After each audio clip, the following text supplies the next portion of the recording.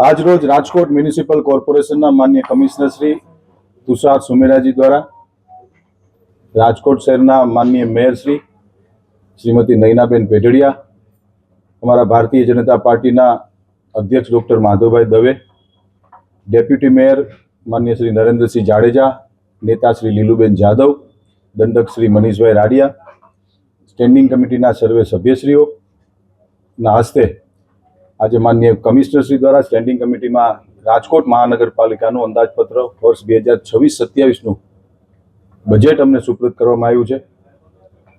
છેલ્લા 50 વર્ષથી રાજકોટ શહેરના નગરજનો દ્વારા ભારતીય જનતા પાર્ટીના અમે સૌ કાર્યકર્તાઓને જે જવાબદારી, અમે આને સત્તાનું માધ્યમ નથી ગણતા, જ્યારે અમે જવાબદારી ગણી છીએ, અમને જે સેવાનો મોકો આપ્યો છે, કુલ મિલાવીને કહી શકાય કે આ 52મું બજેટ રાજકોટ શહેરના મહાનગરપાલિકા દ્વારા અધિકારીશ્રીઓએ પદાધિકારીઓને આપ્યું છે. આજે આ બજેટ જ્યારે મ્યુનિસિપલ કમિશનરશ્રીની એક પરંપરા છે, એક મુજબ જ્યારે આપતા હોય ત્યારે હંમેશા અમે ભારતીય જનતા પાર્ટીના કાર્યકર્તાઓ અમે કહેતા આવ્યા છીએ કે અમે જ્યારે આને સત્તાનું માધ્યમ નથી ગણતા, અમે સેવાનું માધ્યમ ગણી હતી. ત્યારે આ રાજકોટ રંગીલું રાજકોટ છે. આ રાજકોટ મારું એકલાનું નથી, આ રાજકોટ આપણા સૌનું રાજકોટ છે.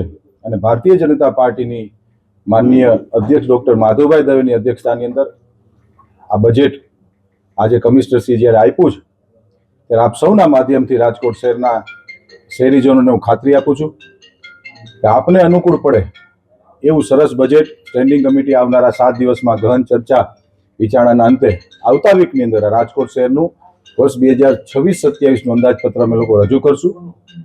આપણા સૌના રાજકોટ માટેનું આ સારું બજેટ આવનારા વીકની અંદર અમે સૌ રજૂ કરવા જઈ રહ્યા છીએ. ધન્યવાદ મિત્રો. રાજકોટનું વર્ષ 2026-27 ડ્રાફ્ટ અમે બજેટ અંદાજપત્ર કમિટીમાં સુપ્રત કર્યો છે. 3500 કરોડની રકમનું અમારું બજેટ એ આ વર્ષે બરોબર છે ને ફોકસ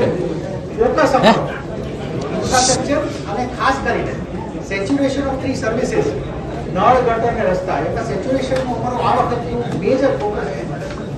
અમે એ પણ જણાવી આપને કે ગત વર્ષનું અમારા બજેટને અમે ઓલમોસ્ટ 90%થી વધારે ક્રોસ કરી રહ્યા છીએ. એ રીતે અમને આજે એ વાતનો પણ સંતોષ છે કે એક્ઝિક્યુશન ઓફ 25-26 પણ અમારું બજેટ 25-26 પણ સારી રીતે થયું છે. આવું જ એક્ઝિક્યુશન કરી શકીએ.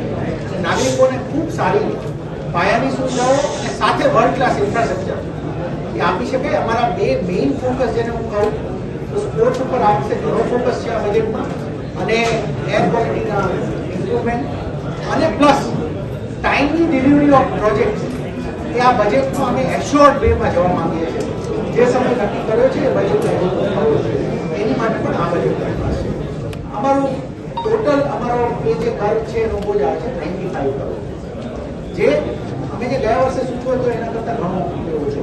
ફક્ત 2 મહિનામાં છેલ્લા 106 કરોડ જેવું જનરેટ કરી શકીએ. આ અમારી છેલ્લા ઓપ્શન. આ વર્ષે અમને અપેક્ષા છે અમે 600 કરોડ જેવું રાખ્યું છે. મોસ્ટ પ્રોબેબલી એવું થશે, એ થઈ શકશે. અમે એની સ્ટ્રેટેજી એ પણ કર્યું કે હવે નાના પ્લોટ્સને પણ આઈડેન્ટિફાઈ કરીએ જેથી કરીને વધારે મોટો